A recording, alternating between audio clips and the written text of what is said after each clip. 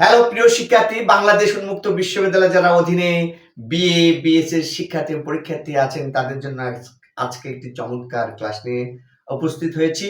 আজকের যে ক্লাসটি হবে সেটা হলো রাষ্ট্রবিজ্ঞান 1 দ্বিতীয় সেমিস্টার। সেটা নিয়ে কথা হলো ইনশাআল্লাহ। Let's get started. রাষ্ট্রবিজ্ঞান 1 দ্বিতীয় সেমিস্টার। এখানে যে দুটো প্রশ্ন আছে, যেমন সংক্ষিপ্ত প্রশ্ন আইনের উৎস কি কি, আরেকটা আছে স্বাধীনতার সংজ্ঞা দাও। তাহলে আমাদের প্রশ্ন যে সংক্ষিপ্ত আকারে আসে যে আইনের উৎস কি কি, অথবা আইনের উৎস কি কি, অথবা স্বাধীনতার সংজ্ঞা দাও। স্বাধীনতা বলতে কি বোঝেন, স্বাধীনতা কি, স্বাধীনতা সম্পর্কে টিকা লিখুন। একই সেম ক্যাটাগরি। যদি এই টাইপের একটা কোশ্চেনে আসে আপনারা এইভাবে দেবেন। এটা 5 মার্কের কোশ্চেন। যেহেতু আমি বড় প্রশ্নর আমি একটু ব্যাখ্যা দিয়েছি, আলোচনা করেছি, আজকে আমি যেটা করব সেটা সংক্ষিপ্ত আকারের প্রশ্ন 5 মার্ক কিভাবে করা যায়। এবং আজকে যে আমি কথাগুলো বলতেছি এটা বইয়ের সাথে দেখবেন, আপনার অটোমেটিকলি লেখা হচ্ছে, আপনার বেসিক জিনিসটা ঠিক থাকবে, মূল জিনিসটা আর ওর সাথে আপনি অ্যাড করে দিবেন। তাহলে আইনের উৎস কি কি, তাহলে আপনি কিভাবে লিখবেন যে যেখান থেকে আইন তৈরি হয় বা যে উৎস থেকে আইন কি যে উৎস থেকে আইন তৈরি হয় সেটাকে বলা হয় আইনের উৎস।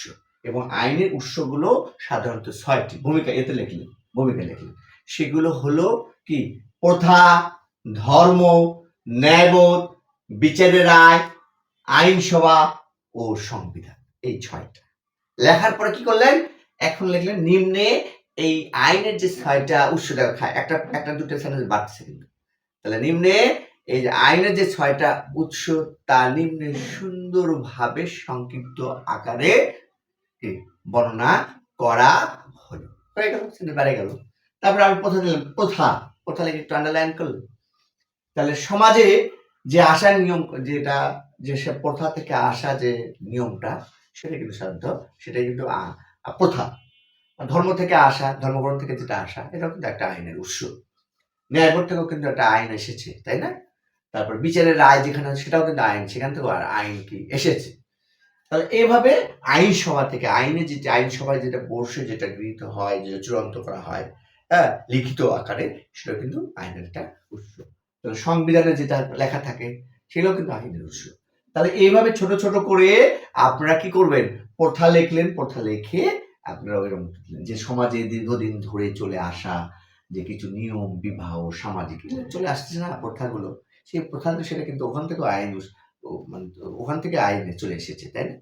তারপর দেখেন ধর্মগ্রন্থ থেকেও কিন্তু কিছু আইনের উৎস হয়, তাই না? ন্যায়বোধ থেকেও কিন্তু আসছে। ন্যায়বোধ থেকে তৈরি আইন, যেটা ন্যায়বোধে অনেক সময় যেখানে মানুষ ন্যায়বোধ কাজ করে, এখান থেকেও কিন্তু আইন তৈরি হয়, এখানেও আইন একটা উৎস। তার বিচারের যেটা উচ্চ আদালতে যে গুরুত্বপূর্ণ রায় দিবেন, এটাও কিন্তু বিচারের। তারপরে আপনার আইনসভায় যেটা হবে, সংবিধানে যেটা আইন পাশ করা হবে। তাহলে এগুলোই যে 6টা আপনাদের কি, এটা হলো 6টা আইনের উৎস। পরিশেষে আমি যে এটা আইনের উৎস ক্ষেত্রে এই 6টি অত্যন্ত গুরুত্বপূর্ণ।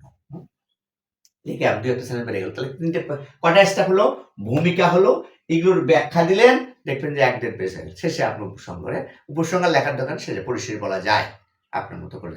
6টি কি আইনের উৎস অত্যন্ত কি রাষ্ট্রবিজ্ঞানের রাষ্ট্রের জন্য গুরুত্বপূর্ণ ভূমিকা পালন করে। তাহলে সেন্টেন্স বেড়ে গেল। তারপরে আসেন কি, স্বাধীনতার সংজ্ঞা দাও। স্বাধীনতার সংজ্ঞা কি দিবেন, অর্থাৎ এটা তো স্বাধীনতার সংজ্ঞা মানে নিজের ইচ্ছামৃত করলে তো তাহলে তো অনেক কিছু হবে। কাউকে তাহলে আপনি ফাঁসি দিতে পারবেন, কাউকে আপনি জবাই করতে পারেন, এটা তো নিজের ইচ্ছামৃত করা যাবে না। তাহলে এখানে স্বাধীনতার সংজ্ঞা নিজের ইচ্ছামৃত না, অর্থাৎ স্বাধীনতার সংজ্ঞা হলো, অর্থাৎ আপনি দিলেন যে একটু সংজ্ঞা দিলেন যে স্বাধীনতা হলো কি, ব্যক্তি মানে আমি, তারপরে জাতি মানে যেটা সমগ্র জাতি, অথবা একটা রাষ্ট্র কি করে, অন্যর অধীনতা এবং নিয়ন্ত্রণ থেকে মুক্ত। অন্যর অধীনতা বা নিয়ন্ত্রণ থেকে মুক্ত মানে, অন্যর অধীনতা এবং নিয়ন্ত্রণ থেকে মুক্ত মানে কি, অন্য দেশ আমাদের উপর কি করবে না, হস্তক্ষেপ করবে না, আমাদের নিয়ন্ত্রণ করবে না, আমরা নিজের মতো করে নিজে চলতে পারবো, সেটাই কিন্তু একটা স্বাধীনতা। অর্থাৎ আরেকটা কি, যেখানে আইন থাকবে এবং নৈতিকতা থাকবে, সেখানেও কিন্তু এবং নিজের অধিকার ভোগ করা যায়, এটার নামও স্বাধীনতা। ভালো করে বোঝেন, আইন যেখানে, আইন থাকলে কিন্তু ওখানে অন্যায় হবে না। আর নৈতিকতার ভেতর যদি থাকে, নৈতিকতা যদি থাকে সেখানেও কিন্তু কোনো কারো ক্ষতি হবে না। অর্থাৎ যেখানে আইন এবং নৈতিকতা থেকে নিজের অধিকার ভোগ করা যায় সেটাও স্বাধীনতা। ইচ্ছামৃত করা কিন্তু স্বাধীনতার সংজ্ঞা নয়। তাহলে আমরা দুটো ভাবে দেব যে স্বাধীনতার সংজ্ঞা কি, যে ব্যক্তি এবং জাতি এবং রাষ্ট্র অন্যর অধীনতা এবং নিয়ন্ত্রণ থেকে মুক্ত, অন্যর অধীনতা থেকে মুক্ত স্বাধীনতা, অথবা আইন বা নৈতিকতার মধ্যে যে নিজের যে অধিকার যেটা ভোগ করা যায়, এবং আইন থাকতে হবে, নৈতিকতা থাকতে হবে, সেখানে তাহলে কোনো আর কোনো কি অন্যায় থাকবে না, অপরাধ থাকবে না। তাহলে একটা সেখানে কিন্তু অধিকারটা, নিজের অধিকার ভোগ করাটা, এটাও কিন্তু একটা স্বাধীনতা। তারপর দেখলেন যে বিশেষ মানে যারা বিভিন্ন মনীষীদের বা বিভিন্ন দার্শনিকদের স্বাধীনতার সংজ্ঞা সম্পর্কে নিচে দেওয়া হলো, 3টে বা 4টে দিলে মোটামুটি হয়ে যাবে।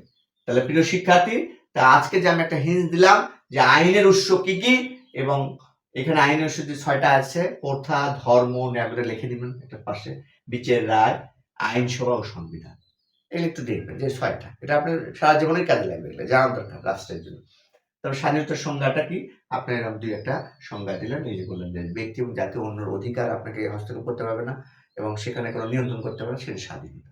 এবং যেখানে নৈতিকতা এবং আইনের মাধ্যমে নিজের অধিকার ভোগ করা যায়, সেটাই কিন্তু স্বাধীনতা।